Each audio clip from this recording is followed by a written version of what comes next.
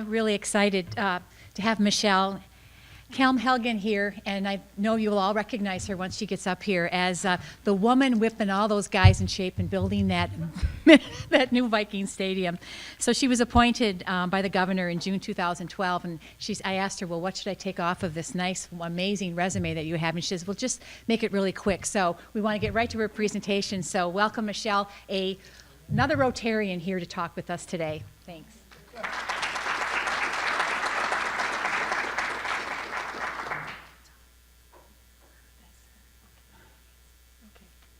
Thank you very much. It's great to be here.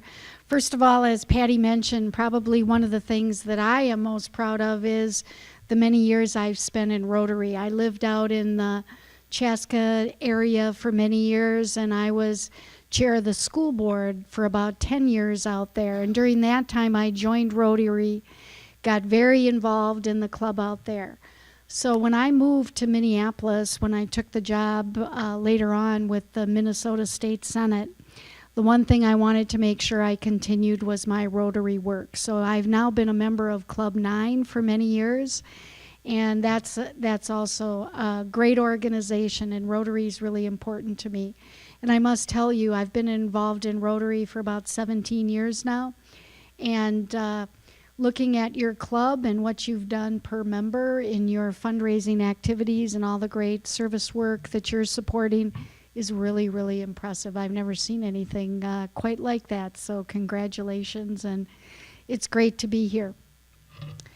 I think most people are familiar in general with our project. I think everybody is aware of the fact that the Minnesota Stadium Facilities Authority, or the authority as we call it, the state organization that is appointed by the governor as well as the mayor of Minneapolis, is actually the owner of the stadium. The Minnesota Vikings are basically our tenant, and obviously a very important tenant in that they pay about, through the rent they're going to be paying, about 70% of our operating costs are covered, and that enables us to do all the many multi-purpose events that I'll talk about in a minute, that we control the facility every day but 10, which is the number of game days that the Vikings will play. But they clearly are an important partner, and they are paying about 50% of the costs of the stadium. HKS is our architect. They're a firm based in Dallas. We had proposals that came in from 5 architectural firms. Actually, none of them were local.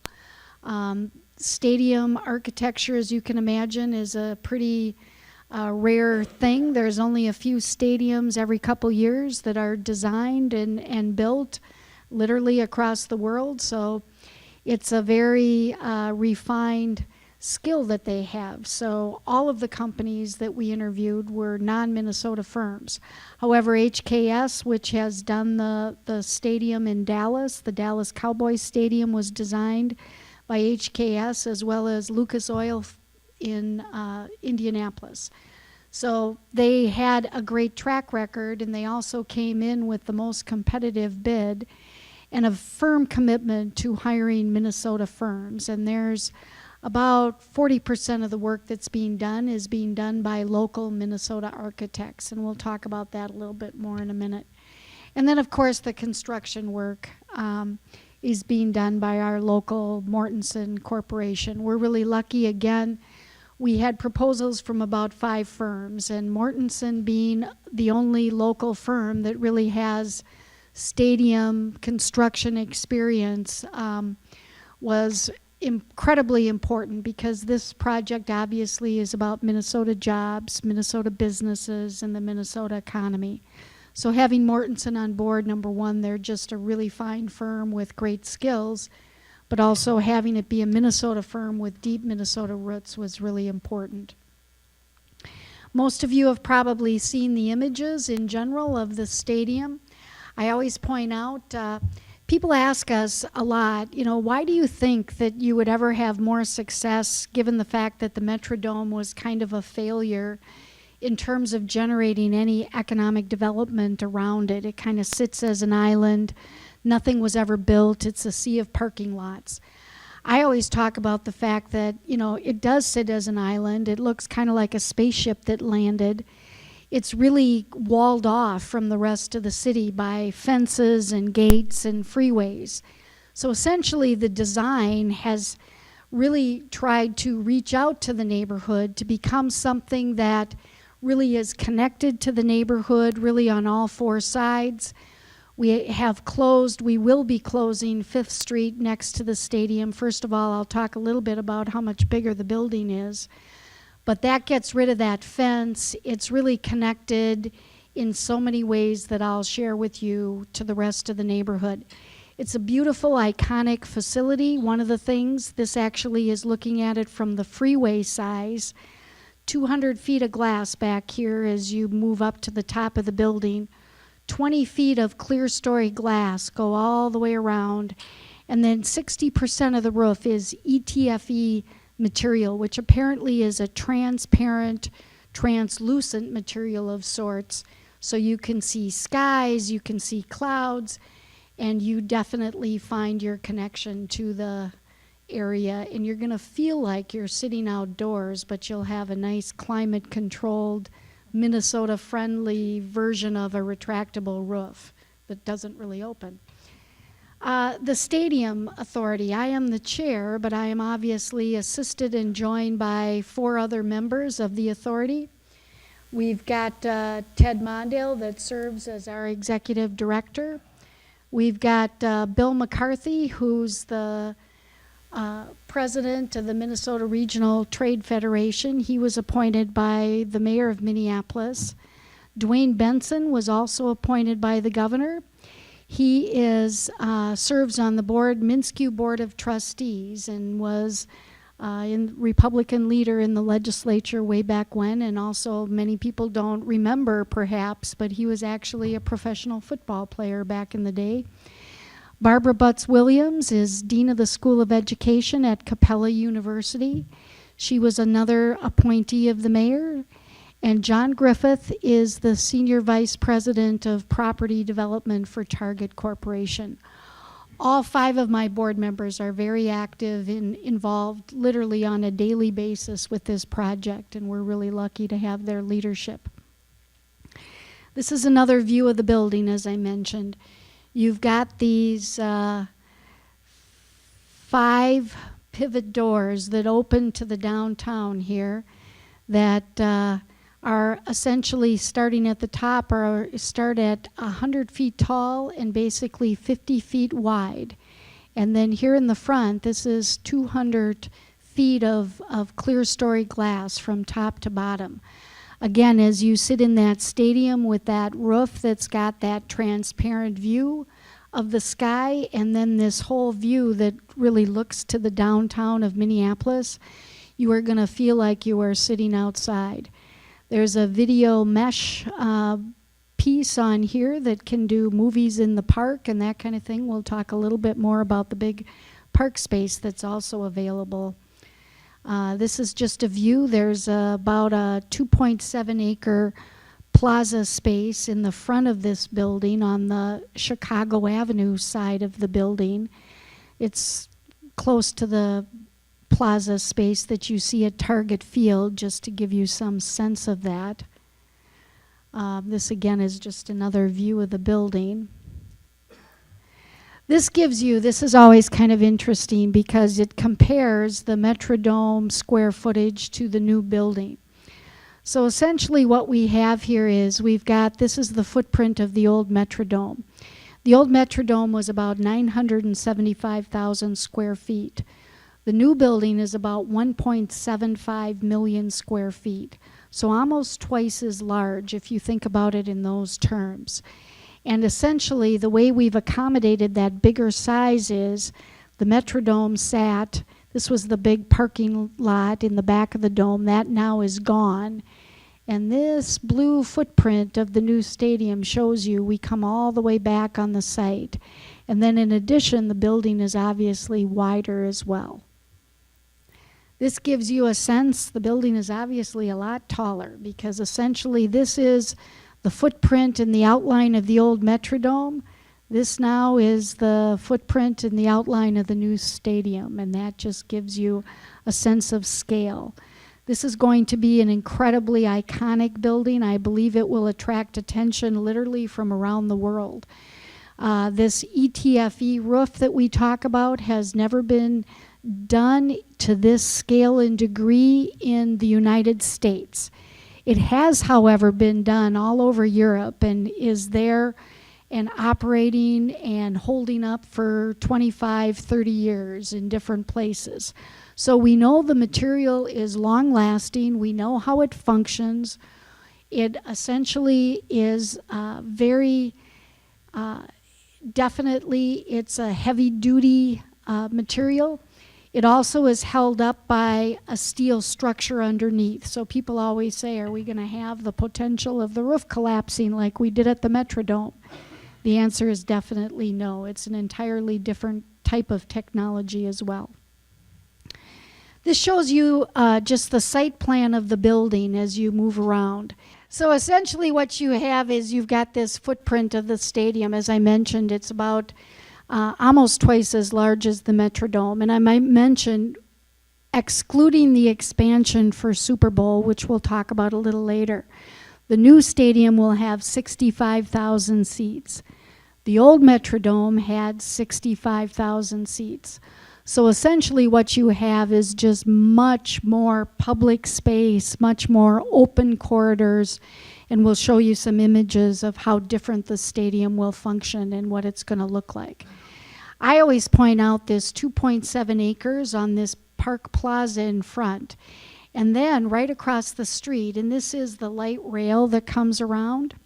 And as you all know, the new connection, the Central Corridor, will be online starting this summer, actually. This will be the main connecting point for that new light rail line, which I think will be a huge benefit for the stadium once it's built. We purchased this property, this Park Plaza property, right in front on the block across the street from the stadium. That is really important to us, to be able to have this large Park Plaza and gathering space. And as I'll talk about, there's going to be 2 more blocks connected to this as well. But this is really important, and there also is a 450-car parking garage underneath this plaza that now the stadium owns as well. This just gives you a quick view of as you walk up to the stadium, you come up a slight grade. There'll be 2 large stands of trees on either side of the stadium. As I mentioned, it's much more pedestrian friendly than the old Metrodome. This shows you the view as you walk down toward this is now what had been 5th Street. You'll be walking down now along 6th Street. And instead of a fence, you do have that NFL security requirement. But now we've got these concrete bollards, essentially, that have been incorporated into the landscape of the building. So it takes away those kind of ugly fences and the sort of barriers that you see. This is a view as you come up on the east side or the freeway side of the stadium. There's kind of a Park Plaza space back here with a gradual incline as you come up. Again, the city of Minneapolis wanted to see what they call 4 front doors. They didn't want a back of the stadium. And I think that our architect has really achieved that, which again, I think will really connect it to the neighborhood and the surrounding area. This is a view from the south side, or the neighborhood side of the stadium, if you will, Elliott Park neighborhood. And there's definitely a large, this is a handicap drop-off entrance on this side of the stadium. And obviously, I always point out here too, you've got a lot of really interesting architectural features.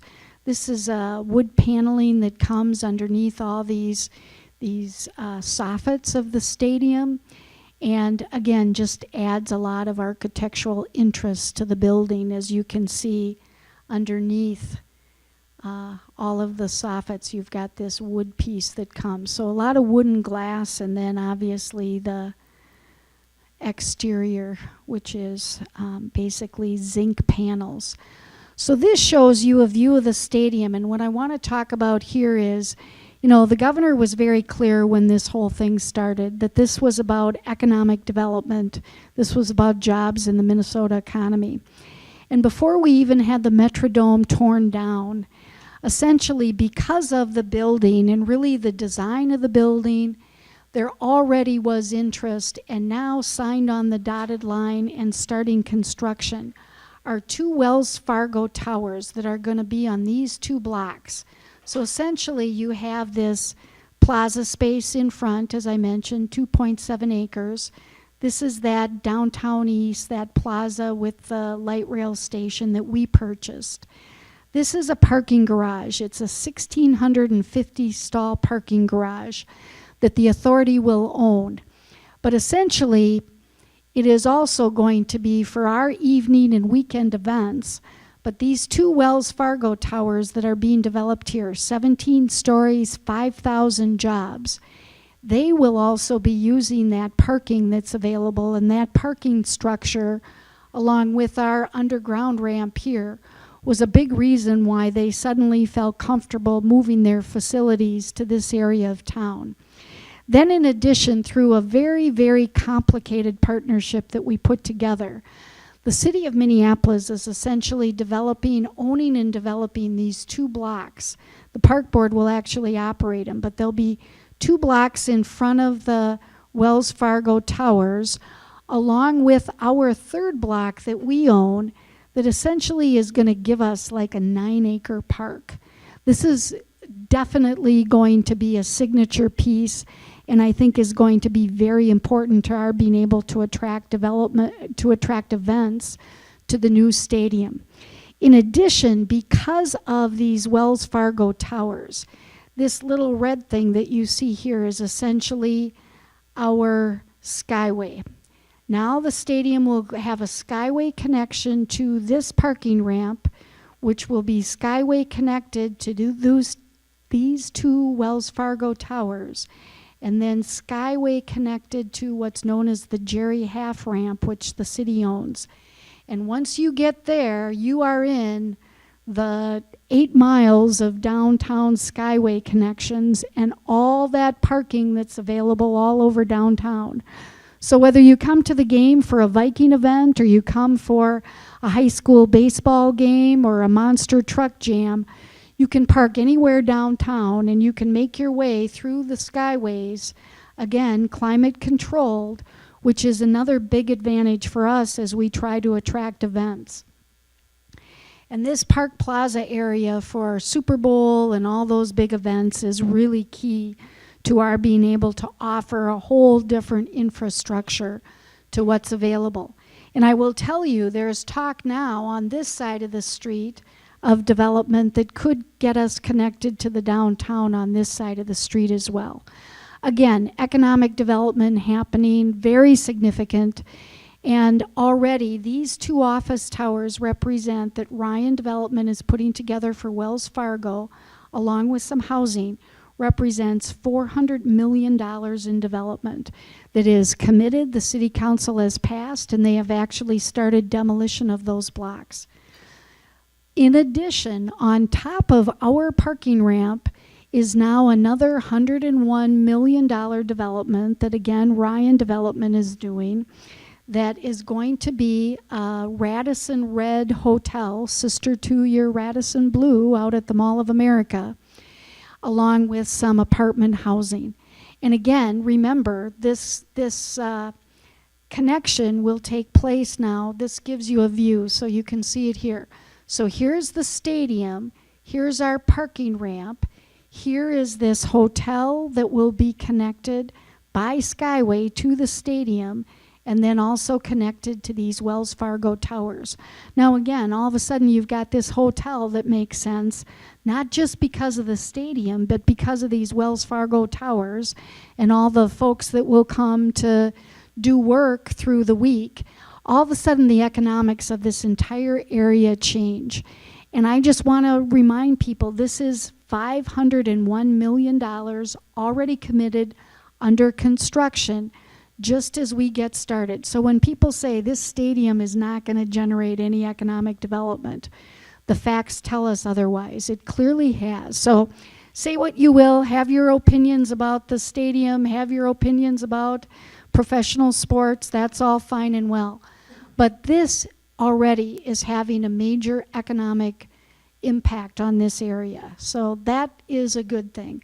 I also want to point out this armory that has actually been, it's owned by a private individual, they've been parking cars there, is now being looked at to be developed as a major event center, which will be really key to the work that we're doing as well, to have a big event center in that area as well. This is a view of the park that could be used at nights for movie night or anything else. This shows you the train station here at this location, and then the view down the park at night. And this is a view of those Wells Fargo towers. This image was rendered before we had the hotel. Now there'll be a big hotel sitting on top of that parking ramp as well. So this is an east-west perspective as you look. So as you think about it, this is looking from the freeway through the building to the downtown. And I'll talk in a little bit about the fact that the two sides of the stadium are quite different because we had to accommodate high school and college baseball in the stadium and kind of how we were able to accomplish that. And this gives you sort of the north-south view. And this, as I mentioned, on one side, these seats, there's 54 rows here that are going to retract so that it can accommodate a good right field line for baseball. And I'll show you those pictures in a minute. And then this is the view inside the stadium.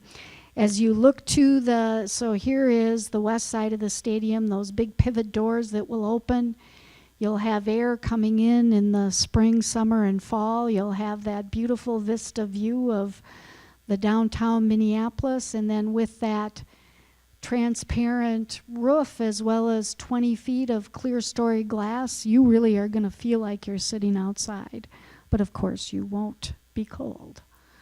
And then this is a vision of just a rendering of what the exterior corridors look like. Again, if anyone has been, blown in the doors in the Metrodome and then you squeeze around in those hallways because it's so tight, those days are gone. And I do believe people will come early. There'll be a lot of room to move around and there'll be a lot of space that people can enjoy. It's just a whole different feel. I always mention this is a view, the stadium, and watch as it's being constructed because it's essentially, there is going to be, we are told, I'm always hesitant because people say, oh, in the world or in the United States, but all I know is it's a big, long span of a steel truss that holds up that roof, and it starts at one end and it goes to the other end. And when it's built, they're going to build it from either end, and then it'll eventually meet in the middle. So I think it'll be quite the engineering feat to watch as it all comes together.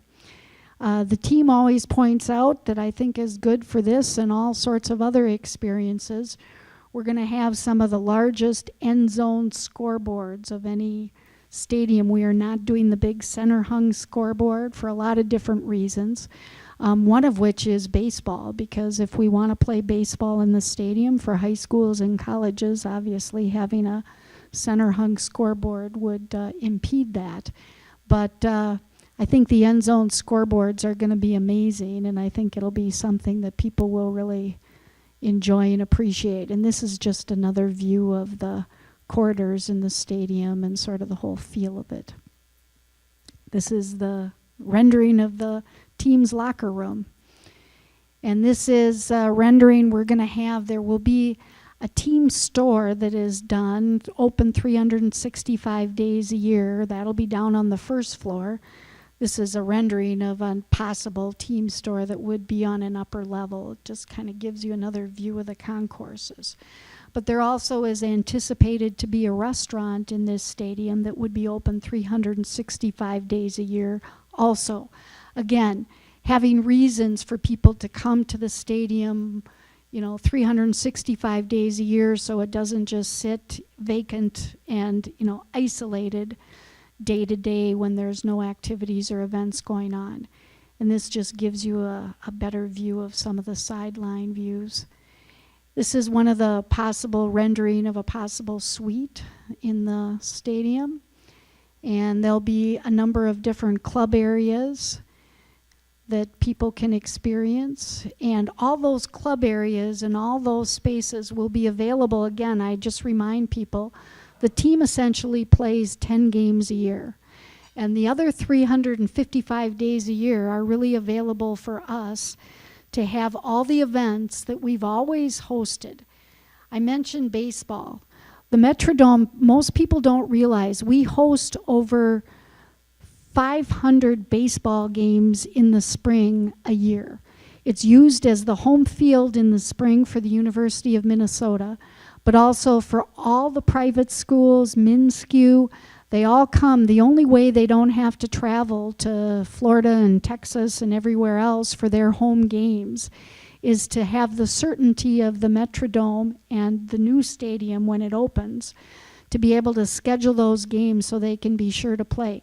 It saves all our schools, 2-year, Hibbing, Technical College, all these places have baseball teams, and they all use, we literally start at 7 in the morning and we go all night long with high schools and colleges all spring long. That will continue.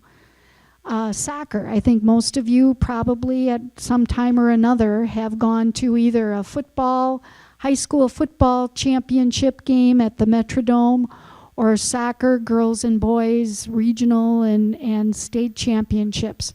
That will all continue in the new stadium, as well as youth football, youth baseball, all sorts of summer activities, marching band competitions, as well as Hmong New Year and many other things that will be hosted there. This is a view. We are going to have like the most amazing college baseball stadium for an indoor stadium. And this just shows you that those retractable seats and that right field line, which I think is going to be a big benefit here. We hope that we generate a lot of other economic development coming from big events. Big Ten championships, the BCS, the football championship is interested in Minnesota, and we're going to be bidding again next year to think about hosting that. Super Bowl, we'll talk about that a little bit more, and Final Four. I think we have a good chance of getting a Major League Soccer team.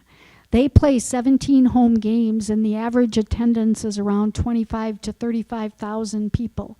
If we could get a MLS team here, that would be another big injection of economic activity. And again, it's the off season of football, so it's a good time to try to attract events like that. National conventions, concerts. We obviously are going to have the acoustics done for, and again, just big concerts. We aren't going to be competing with Target Center or Excel Center or any of those locations. That's not what we're about. But we will be a 65,000 seat venue for just the really big concerts that sometimes don't come here because the venues haven't been big enough, and the Metrodome's acoustics, it's just really outdated. So we'll have something more to offer. This is a view of what a Frozen Four could look like in this arena, as well as the Final Four, which we are now a finalist for because of the new stadium. And this shows you what a soccer field would look like for a professional soccer game in this arena. And of course our dirt shows that are family friendly and people have come to rely on, concerts. So in January, we were announced as a finalist for the Super Bowl. In April next week, we're going to meet. We've put in our preliminary bid. We've got 3 co-chairs, Doug Baker, Ecolab CEO, Richard Davis, CEO of U.S. Bancorp, and Marilyn Carlson Nelson, who's the previous CEO of Carlson Companies. They have been really involved in this and spending an amazing amount of time trying to put together the best, most competitive bid that we can come up with. We're going to be meeting. We go to New York on April 22nd to meet with NFL staff. Our final bid is due May 7th, so just a few weeks from now. And May 20th, at the owners' meeting, they will be making a final selection, so we'll know soon. The bid cycle that is currently open is for 2018, so that's what we're bidding on. And if you think about it, our stadium opens July 2016, and so it would be just like a year and a half later that we would be hosting the Super Bowl. But that actually would give us 2 full seasons for the Vikings to play in those big events to kind of work out the kinks. So hopefully we are selected. We are also a finalist for the Final Four. They've announced that. Our final bid is due May 9th. They'll be doing site visits here in the summer, this summer, and then they will make their final selection in 2014.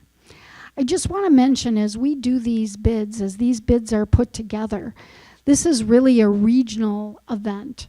We are required to come up with, in the case of Super Bowl, 19,000 hotel rooms need to be locked up. A big portion of those hotel rooms will come from Bloomington, St. Paul, as well as downtown Minneapolis. I will tell you, we've had a little bit of a challenge getting hotels to step up. Anyone who can give us help with that, we would definitely appreciate it. I think it's important that the business community remind everyone that the way this will be successful is if we all come together and, are all in on these things. And many people say, well, we could maybe make a little bit more money if we didn't have to, sign up and make the commitment for the price guarantees. But we won't get it if we don't have people make the commitment for those hotel rooms. So that's my little side pitch that I would make. The Mall of America is one of our best assets. As we make these for these big events, we talk about 2 things. We talk about our airport, and we clearly, like with the Super Bowl bid, we're competing with New Orleans and Indianapolis. The airport is a huge benefit to us with all the direct flights that we have from Delta. The other big advantage is the Mall of America. Everybody knows about it. Everybody wants to go here. And we are going to be doing a lot of the ancillary events at the Mall of America. The economic activity from all this is going to be spread around. We're looking at using the Ordway. We're looking at using the Depot in downtown St. Paul, Mall of America. This will have a regional impact for all these big events. And again, this is really the reason this stadium was put together, is to once again put us on the map and attract all these major events that bring all this economic activity to our community. So here we are, we're meeting our milestones. I bet I'm running out of time here. We're definitely on schedule for the opening in 2016, and these are just a couple of slides of the construction work that's going on. If you haven't been by on 11th Avenue, you're in for a treat. If you ever take a trip over there, it's amazing to see what they're doing. So I'm sorry, I probably have gone over, but thank you very much.